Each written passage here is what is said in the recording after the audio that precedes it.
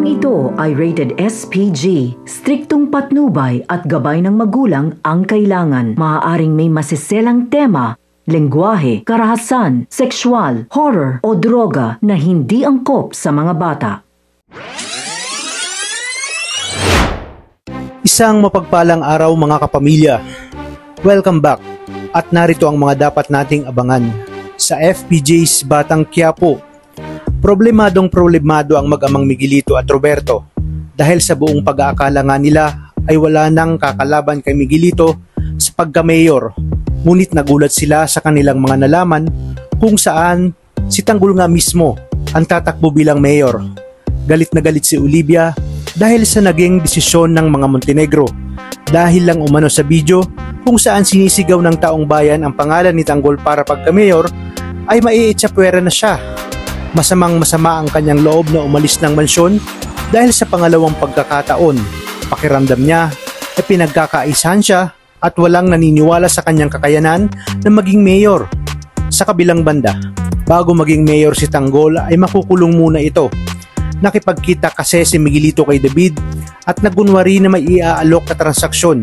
Ang hindi alam ni David ay nalaman na pala ni Miguelito na peke ang mga titulong ipinusta niya dito. Kaya sa pagkakataong ito ay wala nang lusot si David at na-corner na siya. Wala nang nagawa si David kundi magmakaawa kay Miguelito at sinabi na kapatid niya umano itong si Tanggol. Marami daw siyang alam na baho ni Tanggol na makakatulong upang sirain ito. Kaya naman, kinabukasan ay nakaisip si Miguelito ng paraan para inisin ng gusto itong si Tanggol. Harapan niyang sinabi kay Tanggol ang mga paninirang sinabi ni David. Kaya naman hindi nakapagpigil si Tanggol at binasag niya ang mukha ni Miguelito. Yung pala ay paraan lang ito ni Miguelito upang makulong si Tanggol. At dahil hawak nila ang kapulisan at lahat ng presinto ay agad ngang naipadampot si Tanggol dahil dinagdagan pa ni Miguelito ang mga akusasyon. Iginiit niya na siya ay public official at pinagtangkaan ang kanyang buhay. Kaya diretso sa loob si Tanggol kung saan naghihintay ang mga binayarang inmates ng Guerrero para siya ay pahirapan sa loob. Halos mabasag ang mukha ni Tanggol dahil sa dami ng mga inmates na paulit-ulit siyang pinapahirapan at tinotorture.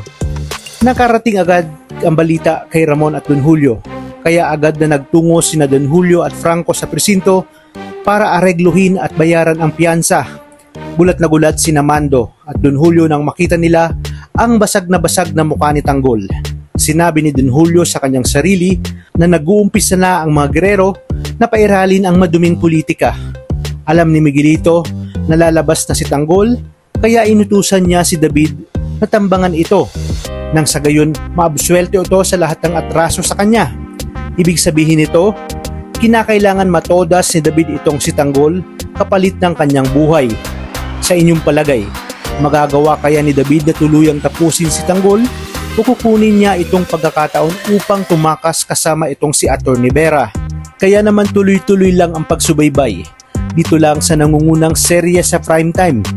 Maraming salamat sa inyong panonood at pagpalain tayong lahat, kapamilya.